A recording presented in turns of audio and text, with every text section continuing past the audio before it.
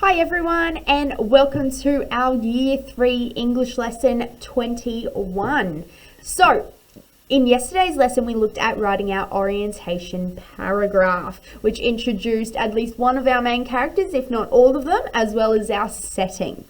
So today, we're going to start to see our problem, or we're going to see all of our problem, but it's going to start by showing those rising actions that will be leading to our problem. So I'm going to begin by reading through my paragraph for you, and then we're going to go back and I'm going to show you what I was thinking when I was writing and what things I was making sure I was including in this paragraph.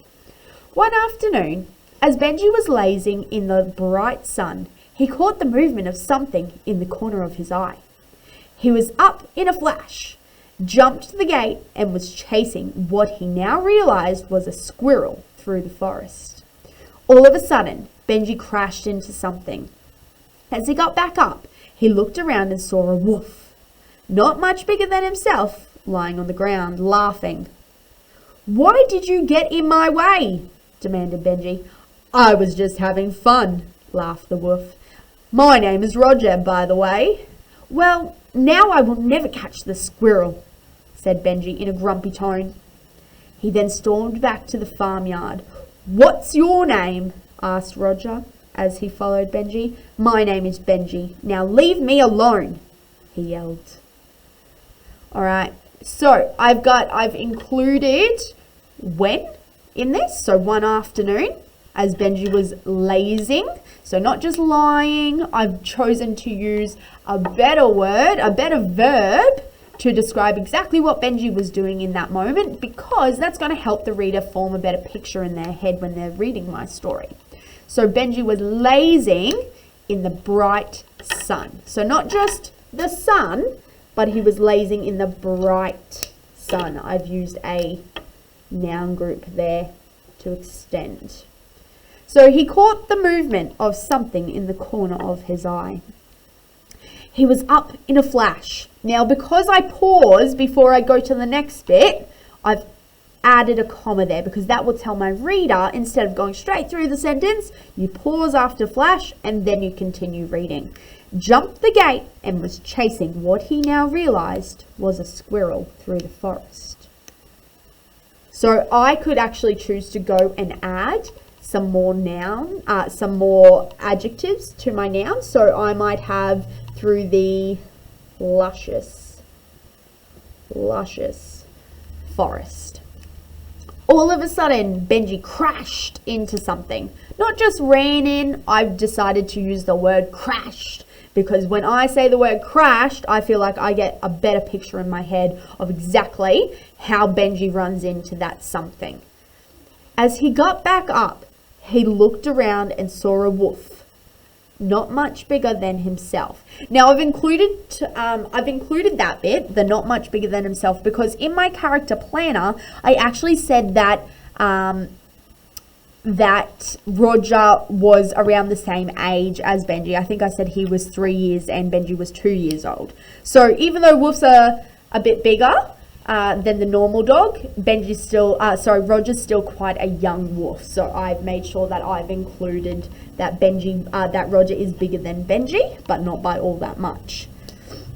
So I've started to use my speech. Now I always make sure when I'm using my speech marks, I have my open speech marks. Any punctuation that is a part of what my character is saying gets included inside my speech marks. And then I usually have my verb. So this is a saying verb here, demanded. He didn't just say it, he demanded it. So Benji demanded, "Why did you get in my way?" Okay, so you will see quite a few of those verbs being used throughout this paragraph. I've used some thinking ones and some saying verbs as well. Okay, so that sort of stays the same. I've also added in here that Benji said it in a grumpy tone. So that there, me adding in that little bit of extra information, is helping my reader form a better picture in their heads. So once again, I've made sure that I include my capital letters, commas where I think they're needed, whether it's to break up sections of my writing in my sentences where the reader needs to have a pause before continuing, or if I've used more than one adjective to describe a noun, I've also put it in there as well. I made sure that I've used speech marks whenever a character is talking directly. If they are talking to themselves, like if it were to be Benji thought he must be dreaming, I don't use speech marks for that because Benji's not actually saying that. That's something that he's thinking. So I've used speech marks when they are talking to the other character and made sure that I use my closing speech marks when they were finished. And I always make sure that it is very clear to the reader who has said that, because sometimes the reader might not know. So I've made sure I've put demanded Benji, or laughed the wolf, said Benji in a grumpy tone. So I made sure that I always included that as well. So you need to go now and you are going to include your rising actions and your big problem. So my rising actions were Benji catching something in the corner of his eye, chasing after it, and my big problem was him crashing into the wolf, was his big problem, and getting grumpy about it. Okay, so use your planner to help you write this if you need. Mine was pretty easy. I already had enough information from doing my planning last week. I already had a lot of information. I knew exactly what I wanted to write and how I wanted to write it. It doesn't matter how long it takes you. You might want to do a little bit, go and have a break for a little bit, and then come back with some fresh eyes and a fresh mind. Okay, once you finish, make sure you send through your work because we'd love to see what you're writing and we can give you some feedback to help you with your next steps in your story.